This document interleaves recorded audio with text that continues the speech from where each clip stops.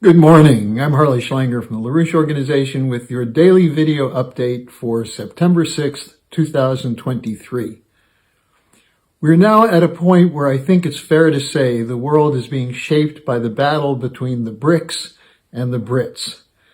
Now, let me start by just saying to those of you who are from Britain or the British Commonwealth, when I talk about the Brits, I'm talking about your establishment, the City of London, the military intelligence networks, and the defense industry, not the people.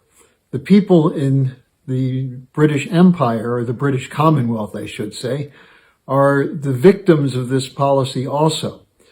And I would urge you to join us to put an end to the modern Anglo-American empire, which is what is now coming into view with the emergence of the BRICS and the Global South. Now, a few regular viewers have expressed their concern about the implications of the success of the BRICS summit. And let me just give you some of what people have written to me and have said. The adding of 6 new members to the BRICS is causing some people to scratch their heads. The importance of Saudi Arabia, United Arab Emirates, and Iran joining. Fear is that this gives now puts in the BRICS the control of international oil and gas production, or the predominance of that between the 3 new members, but also adding Russia in the OPEC plus.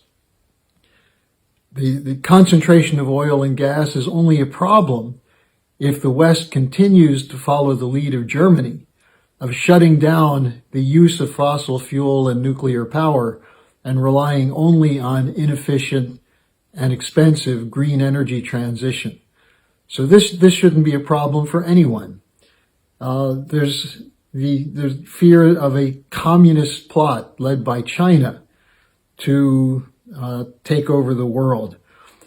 And the idea that the multipolar order is really a World Economic Forum plan to move the center of the world empire from Washington and London to Beijing.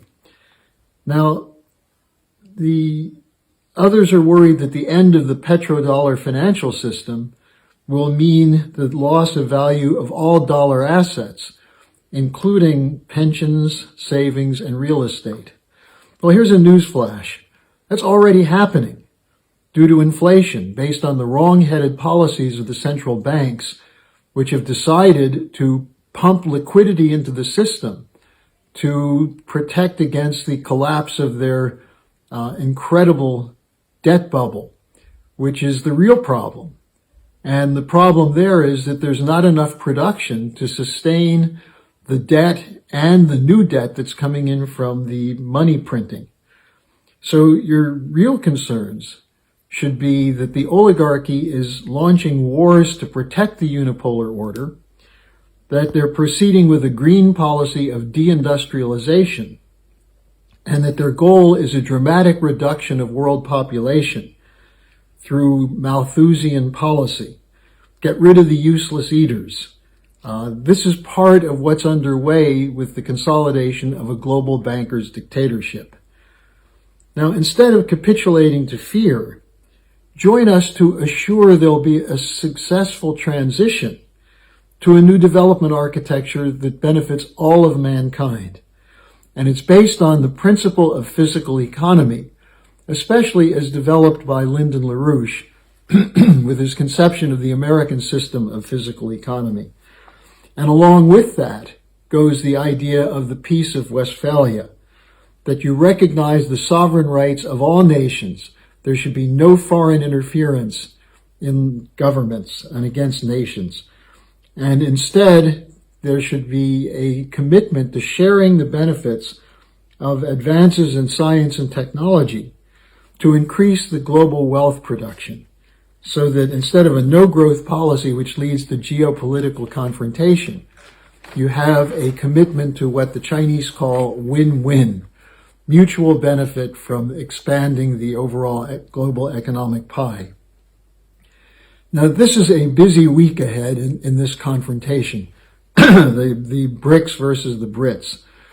There's an ASEAN meeting underway in Indonesia right now, where many of the new principals in the BRICS will be meeting to consolidate economic deals, trade, and the discussion of a move to the use of national currencies outside of the control of the dollar system. There's the G20 summit coming up in India, which could lead to a confrontation because the West is committed to trying to provoke India to break with China and with Russia and with the BRICS. So this is something that's important to watch. Joe Biden is scheduled to be there.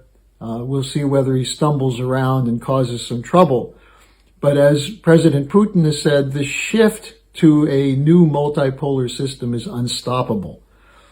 Then there's the Eastern Economic Forum in Vladivostok that's coming up.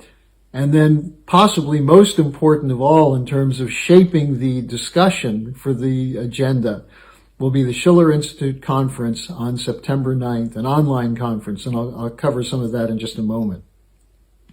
Now let's just look quickly what the strategy is for the defenders of the global unipolar order. 1. Continue the war against Russia and Ukraine, with the special target being Crimea, but also increasingly into Russia itself. Secondly, expand NATO to Asia, the idea of a global NATO, which is to prepare for a war with China.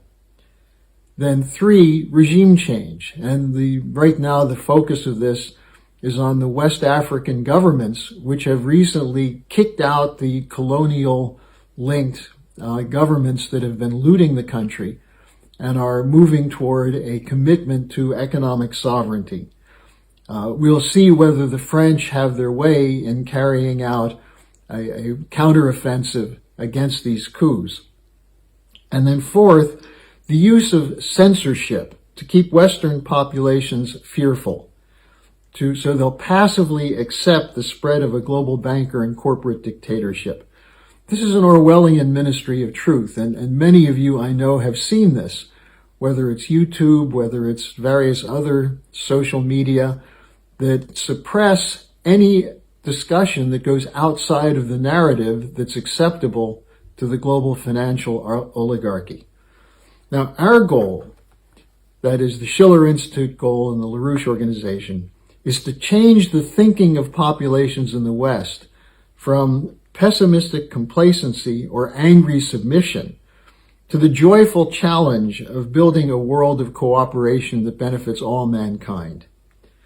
Now, this means the U.S. must return to its special mission, not as a global policeman or military enforcer of the new colonialism. Remember, America was the first anti-colonial revolution against the British, and that was a fight that still continues to this day as the Brits have figured out how to control through the academic institutions, the think tanks, the interconnection of global corporations, to control the policy of the United States, to allow the British to continue to be a partner in a global empire. So this is one of the major problems we have to counter. But the United States should return to its anti-colonial tradition, and in particular, follow the direction of Lyndon LaRouche, who developed a conception of the American system of physical economy as the basis for a new era of peaceful development for all mankind.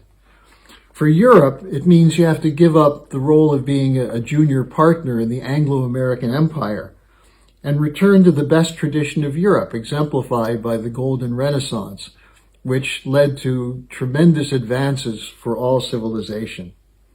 Now, this is what will be the subject of our September 9th conference, the Schiller Institute conference. We'll be discussing what are the ideas that are compatible with a positive transition to a new security and development architecture. The title of the conference is Let Us Join Hands with the Global Majority to Create a New Chapter in World History. I'll have a link for the registration for that conference at the bottom of the description page. I really urge you, especially those of you who have some of the fears I mentioned earlier, to sign up for the conference, to attend it, to think about it, and to engage in an ongoing dialogue with us. Because what's necessary now is to beat the control over ideas that's typified by the censorship industrial complex, which is blanketing the West with lies aimed at keeping you passive and submissive. Don't give in to it. Join us this Saturday, and let's move on from there.